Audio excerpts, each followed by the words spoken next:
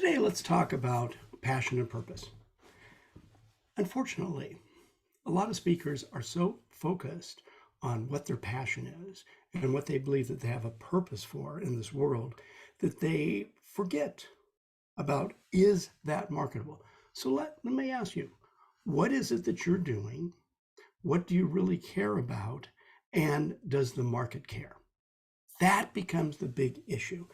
And I've seen over the years doing the selling to associations intensives all around the country, I've had so many speakers that have come into my intensives and they have this passion for, maybe a spouse passed away and they cared for them and they want to talk about that story, or maybe who knows what.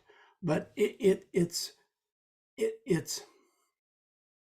just because it matters to you, just because you care, just because you're passionate, just because you want to share this with the world. You always have to stop and ask yourself, does the market care? And you have to be really, really honest. Does the market care? And if the market doesn't care, then why are you doing it? Now, if you want to go save the world, hey, go join the Peace Corps. Hey, go be, part of Doctors Without Borders. Hey, go join Habitat for Humanity. There's all kinds of wonderful things you can do. Greenpeace. There's a million things you can do to go out there and make a difference in the world. But if you want to earn a living as a speaker, you have to take what you know, what your strength is, what your experience is, where are you a subject matter expert, and overlay that with what does the market need. Now, in the association world and in the professional society world, they basically, why do people join those groups? People join because, number one, they want to grow their business, they want to grow their career, they want to grow their practice, okay? They want to grow whatever the entity is. Why else do they join? Well, why else they join is because they want this association or society to solve their problems or to help them solve their problems. Now, that can be through advocacy, legislative, it can be through continuing education credits. It can be a host of reasons, but they join to have the organization help them solve their problems. Number three, why do they join? They join because they want to be part of a community. They just need that community spirit. They need that belonging. That's a very human thing, to need that belonging. So if people are joining associations and societies to grow their business, to solve their problems, to be part of community, how is your message furthering that? If it isn't furthering that, well, then nobody's going to buy your message. So I would suggest to you that look at your message, and what you think may be your topic may not be your topic. It brings me to one person I was chatting with, the speaker. They were talking about the burnout doc, or the burnout something or the other, and that's good. Nothing wrong with that. It's a feature. It's not a benefit. Okay, helping with burnout is a feature. Okay, the result of helping with burnout would be the benefit. So they realize that no, what they really do is help people with their productivity. So I think what you need to do is, if you're a speaker other than the standard, leadership, sales, marketing, HR, social media, AI, and on and on and on, kind of the standard categories that associations would hire speakers for.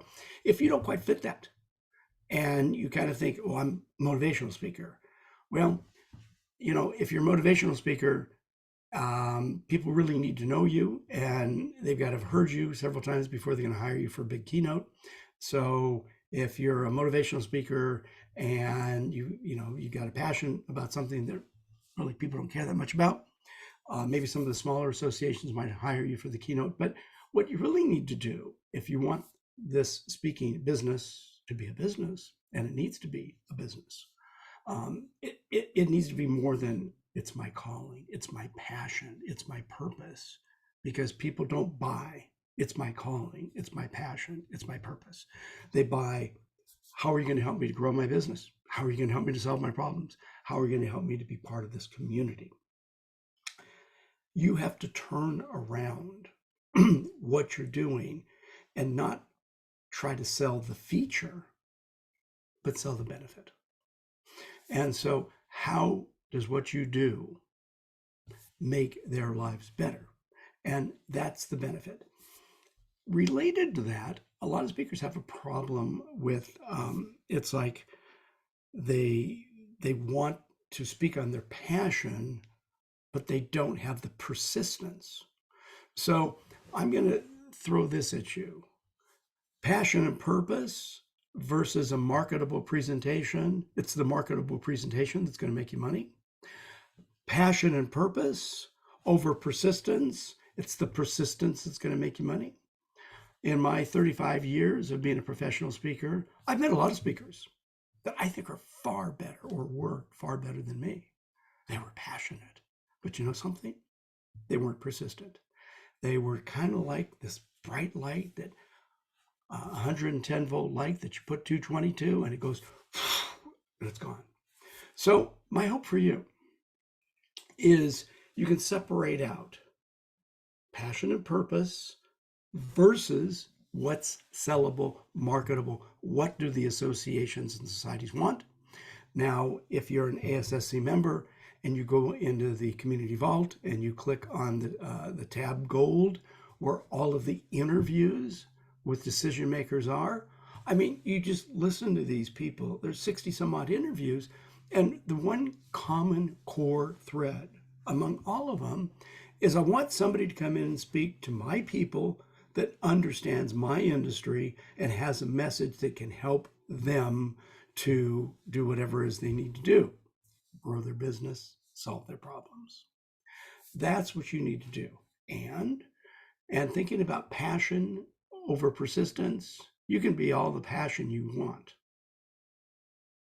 But if you don't make the calls, if you don't send out the very customized emails, if you don't do those things that you need to do, you could be as passionate as you want, but you're not going to get any business. That's just the way it is. Hey, 35 years of speaking. Well, that's probably enough for today. Aiden, you can take it over.